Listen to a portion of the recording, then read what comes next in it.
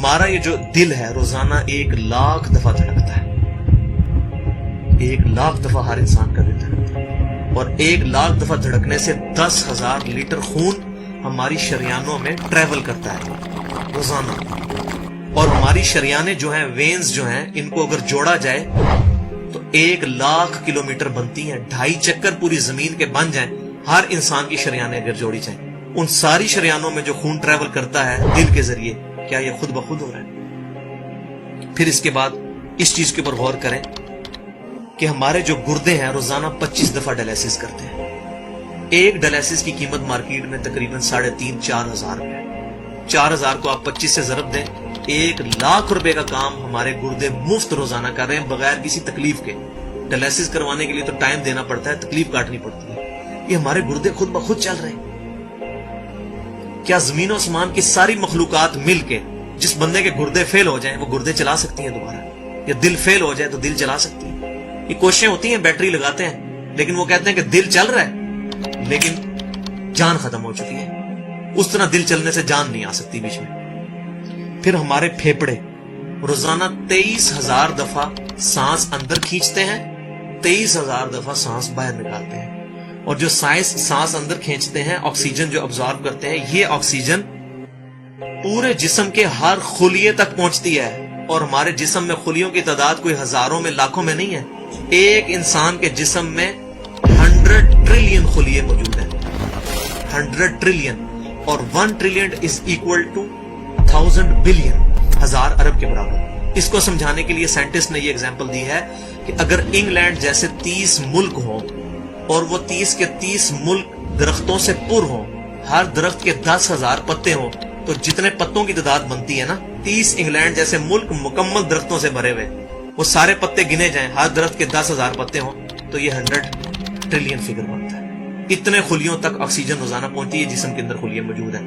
اور ہر خلیہ ایک perfect factory ہے، پاور جنریشن پلانٹ اس کے اندر لگا ہوا ہے، وہ اپنی خوراک تیار کرتا ہے. ہر خلیہ اس تک آکسیجن پہنچتی ہے، خون کا نظام پہنچتا ہے. یہ سارے کا سارا کمپلیکس سسٹم کیا خود بخود ہو رہا ہے؟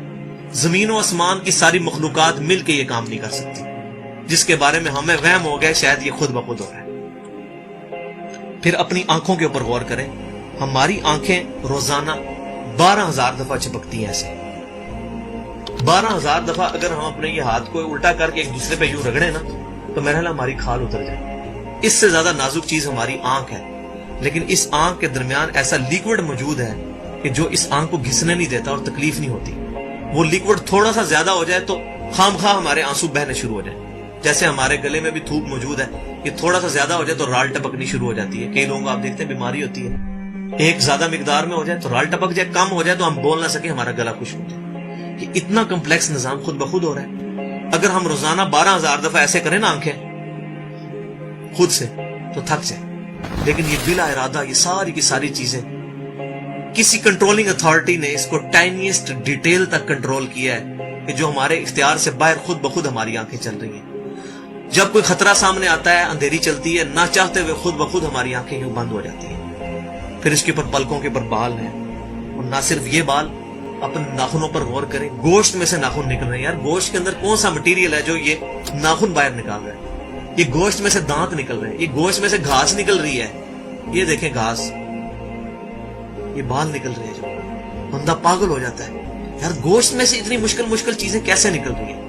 اور ناخن ہمیں کاٹنے پڑتے ہیں لیکن دانت کاٹنے نہیں پڑتے. یہ ایک خاص مقدار پہ جا کے رک جاتے ہیں. یار دانتوں کا کوئی باپ ہے جو ان کو کہہ رہا ہے کہ اس کے بعد تم نے نہیں بڑھنا؟ سر کے بال بڑھتے ہیں لیکن یہ ہمارے یہ والے بال نہیں بڑھتے، ابرو کے بال نہیں بڑھتے. اس کو کون کنٹرول کر رہا ہے؟ یہ ساری کی ساری چیزیں کیا خود بخود ہو رہی ہیں؟ جو چیزیں بھائیوں کرنے سے نہیں ہو سکتی، انسان اپنی چیزیں خود کنٹرول نہیں کر سکتا، تو خود بخود وہ کیسے ہو رہی ہے؟ اس سے بڑی تو بیوقوفی اور کوئی چیز نہیں. پھر سب سے مشکل جو انسٹرومنٹ ہمارے دماغ جو ہے، ہمارے دماغ کے اندر 10 ارب خلیے ہیں، اور جو دماغ کے اندر جو ہمارے کنیکشنز ہیں وہ 100 ٹریلین ہیں، equivalent to the quantity of cells in human body. جو میں نے بتایا تھا انگلینڈ جیسے 30 ملک ہوں، وہ والی ایگزامپل دی، وہ سیم اتنے کنیکشنز دماغ کے اندر ہیں. ہمارے دماغ کے اندر 1 منٹ کے اندر 10 لاکھ چین ریئیکشنز ہوتے ہیں جن کی وجہ سے دماغ کام کرتا ہے.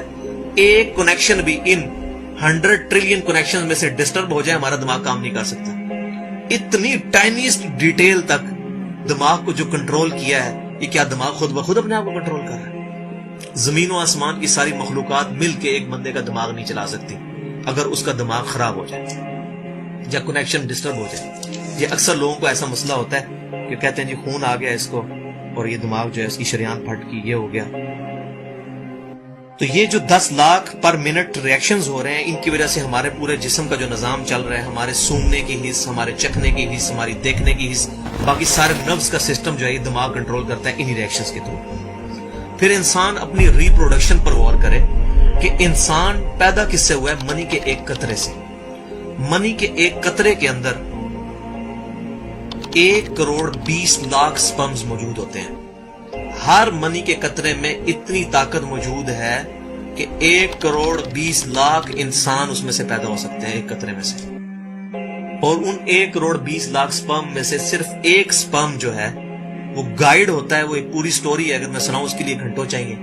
और वो जाके जो मदर की ओवरी जो है उसको जाके फर्टाइल करता है और वहां प्रेगनेंसी ठहरती है और बच्चा बनना शुरू हो जाता है।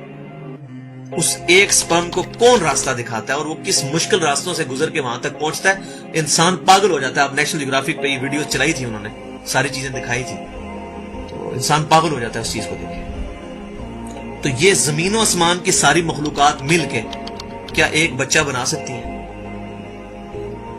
पागल हैं सब के सब लोग, परेशान हो जाते हैं कि मनी के एक कतरे से इतना बड़ा इंसान कैसे बन जाता है। उस मनी के कतरे में तो कोई ऐसी चीज नहीं है जिससे आंख का ढेला बन जाए और उसके पीछे शीशा लग जाए। उसमें तो कोई ऐसी चीज मौजूद नहीं कि ये बाल जैसा मटेरियल निकल आए। फिर वो सारी की सारी चीजें इतनी परफेक्ट हार्मनी में बन के बाहर आती हैं पूरे सिस्टम के तहत। ये कैसे हो रहा है? जो काम जमीन और आसमान की सारी मखलूकात मिल के नहीं कर सकती, वो खुद ब खुद कैसे हो सकता है?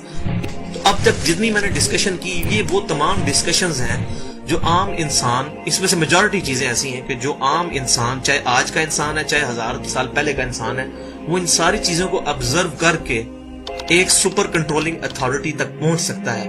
और वो अथॉरिटी है अल्लाह।